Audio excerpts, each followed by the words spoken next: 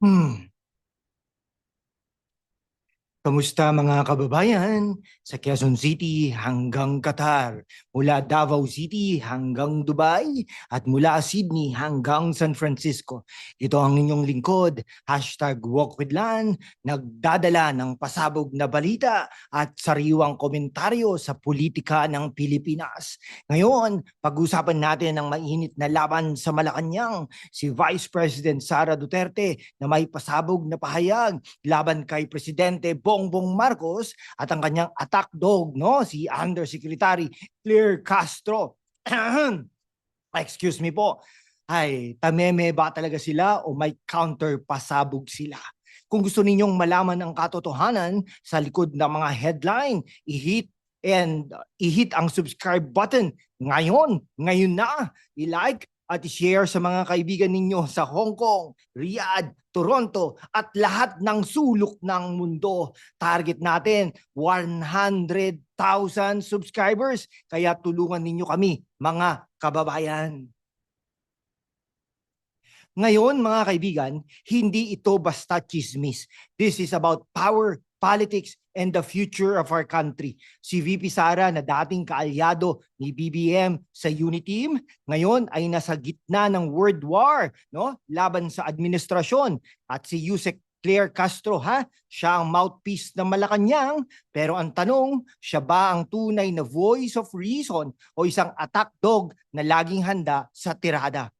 Sa susunod na mga ilang minuto, mga kaibigan, bibigyan natin kayo ng hard-hitting na pagsusuri, puno ng katotohanan, kaunting sarcasm para mas masaya at mga insight na magpapaisip sa inyo. Kaya't kung nasa Makati, Melbourne o Milan kayo, i-ready na ang kape at panoorin natin ito hanggang dulo. Kung gusto ninyong suportahan ang aming channel para mas marami pang ganitong content, i-click ang Super Thanks button. Ang inyong suporta mula sa UAE, Canada o Japan ay malaking tulong para mapanatili natin ang show na ito. Comment din kayo Ano ang tingin ninyo sa away na ito? Team Sara o Team BBM? Let's get started.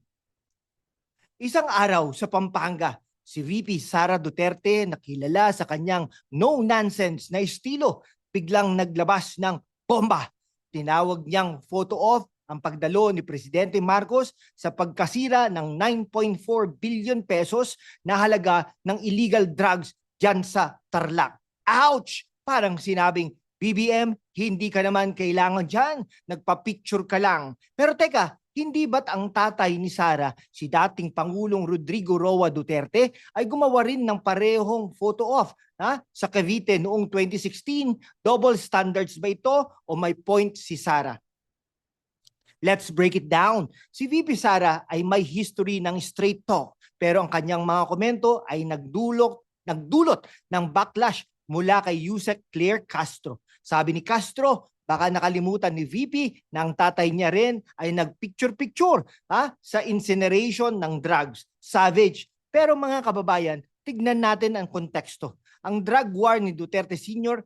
ay puno ng kontrobersiya. Libo-libong namatay. At ngayon, siya pa ang nasa kustodiya ng International Criminal Court or ICC. Si Sara, bilang anak, natural lang na ipagtanggol ang tatay niya. Pero ang kanyang pag-atake kay BBM ay nagpapakita ng mas malalim na rift sa dating Uniteam.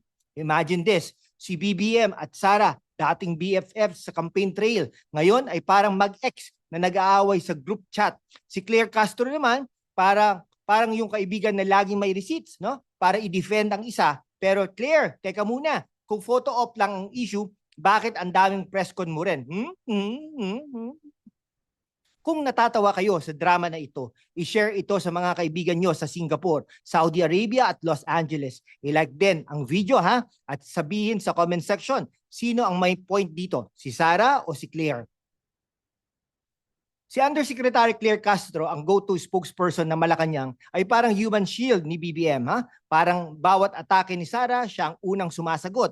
Pero mga kababayan, napansin nyo ba sa bawat press briefing, parang laging galit si Claire. Sabi nga ng isang netizen sa X, when emotions are high, intelligence is low. Ouch! Pero totoo, totoo ba itong sinasabi ni Sara na si Claire ay masyadong emotional o sadyang passionate lang siya sa pagdepensa kay Marcos?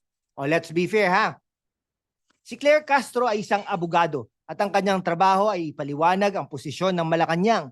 Pero ang kanyang mga tirada kay Sara mula sa pagtawag sa kanya ng emotional hanggang sa pagkwestiyon ng kanyang patriotism ay parang laging may personal na agenda. Halimbawa, nang sabihin ni Sara na hindi siya pro any country kundi neutral sa West Philippine Sea issue, agad sinabi ni Claire na si BBM ang tunay na pro-Philippines. Okay, Claire, pero bakit kailangang i-quote si Jose Rizal para lang i-bash si Sara? Parang overkill, di ba?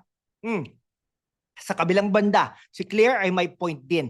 Ang mga Duterte ay kilala sa kanilang pro-China stance noong administrasyon ni Duterte Sr. Kaya't natural lang na magduda ang Malacanang sa motibo ni Sara.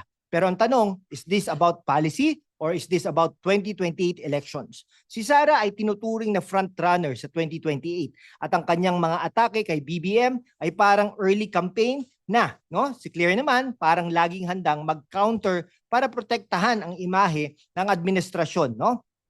Okay, picture this ha. Si Claire Castro nakaupo sa Malacanang, may red pen sa kamay, binabasa ang bawat tweet ni Sara para makahanap ng clapback. Pero teka, Claire, baka naman masyado kang invested sa away na ito, ha? Mag-relax ka naman, mag-Starbucks ka muna dyan sa Makati. Kung sa tingin ninyo ay masyadong extra si Claire, i-comment below, Claire, chill ka lang. At kung nasa Dubai o London kayo, i-share ito sa mga kababayan natin para mas maraming makapanood. Si Presidente Bongbong Marcos na dating golden boy ng 2022 elections, ngayon ay nasa hot seat. Si Sara Duterte ay hindi lang basta nagkomento, tinawag niya ang administrasyon ni BBM na walang plano, walang direksyon. Sabi pa niya, ang Pilipinas ay hindi handa para sa global shocks, no? Tulad ng digmaan o krisis sa ekonomiya. Grabe parang sinabing BBM, wala kang vision board.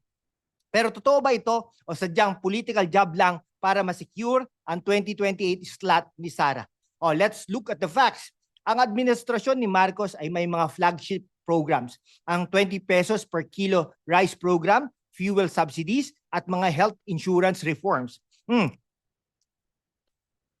Pero sabi ni Sara, puro photo ops lang daw ito at walang tunay na progreso. Sa kabilang banda, ang ekonomiya ay lumalakas, sabi ng Strat-Based Institute. Ang GDP growth ay positibo at ang foreign policy ni Marcos ay rules-based, taliwas sa pro-China ng approach ng Duterte administration. Pero may punto rin si Sara. Ang utang ng Pilipinas ay umabot na sa 16 trillion pesos o at 6.84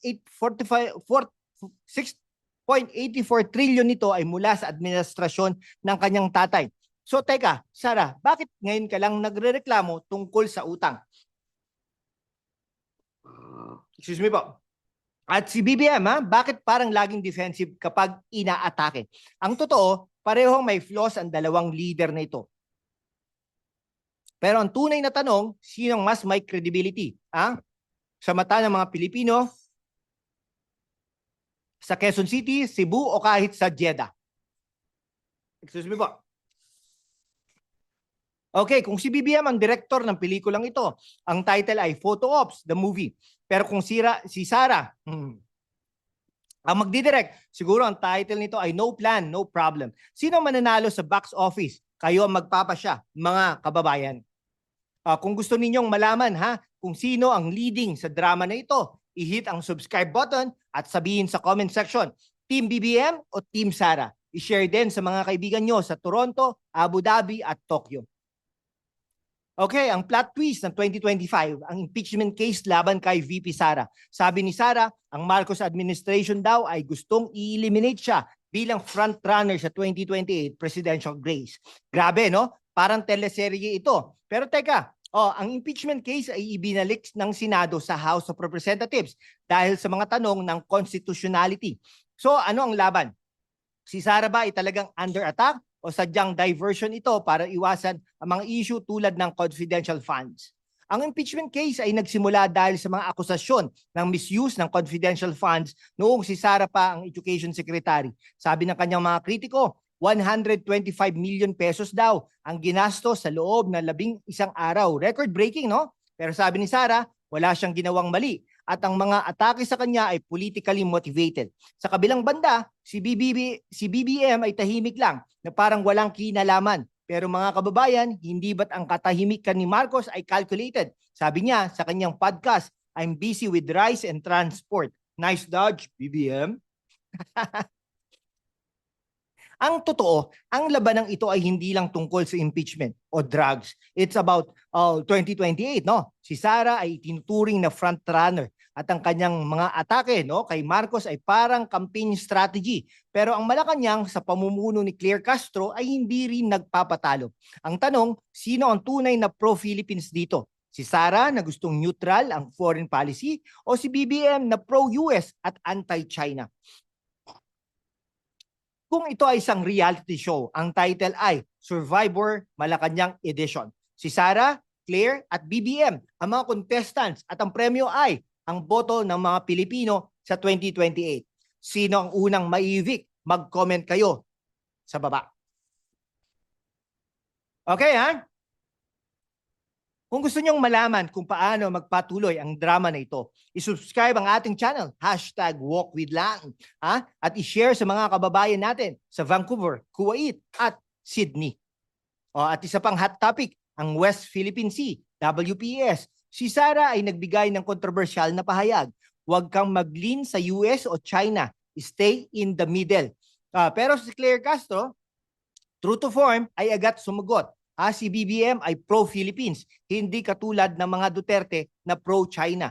Ay grabe, no? Parang Cold War sa Malacanang. Pero teka, ano ba talaga ang tama? Ang WPS ay isang sensitibong issue. Ang Marcos administration ay pro-US na may mga military exercises tulad ng Balikatan at ang pagpapahintulot ng Typhoon, no? Missile system. Pero si Sara ay may punto. Ang sobrang pagkiling sa US ay maaaring magdulot ng tensyon sa China.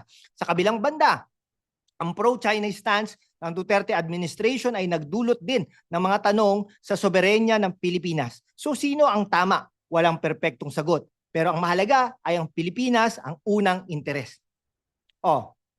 Kung ang WPS ay isang chess game, si BBM ang may white pieces, laging aggressive, no? Si Sara naman parang Switzerland, neutral lang, no? Kahit may checkmate na sa board. Sino ang magwawagi?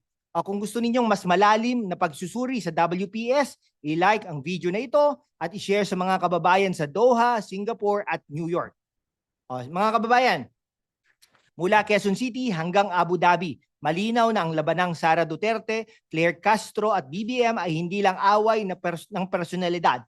Ito ay laban para sa kapangyarihan, para sa 2028 at para sa direksyon ng Pilipinas. Si Sara ay may pasabog pero si Claire at BBM ay may counter pasabog din. Ang tanong, sino ang tunay na pro-Philippines at sino ang tunay na may plano para sa ating bayan? Kung gusto nyong masundan ang mga susunod na kabanata ng drama na ito, i-hit ang subscribe button. Target natin 100,000 subscribers. Kaya i-share ito sa inyong mga kaibigan sa Hong Kong, Toronto at Dubai. Mag-comment din kayo ano ang tingin ninyo sa labanang ito? At kung kaya ninyo, i-click ang super thanks button para suportahan ang aming channel. Ang inyong suporta mula sa Japan, Saudi Arabia o Australia ay malaking tulong. Hanggang sa susunod mga kababayan manatiling mulat, manatiling matalino, at manatiling pro-Philippines. Salamat at magkita-kita tayo ulit. Mabuhay ang Pilipinas!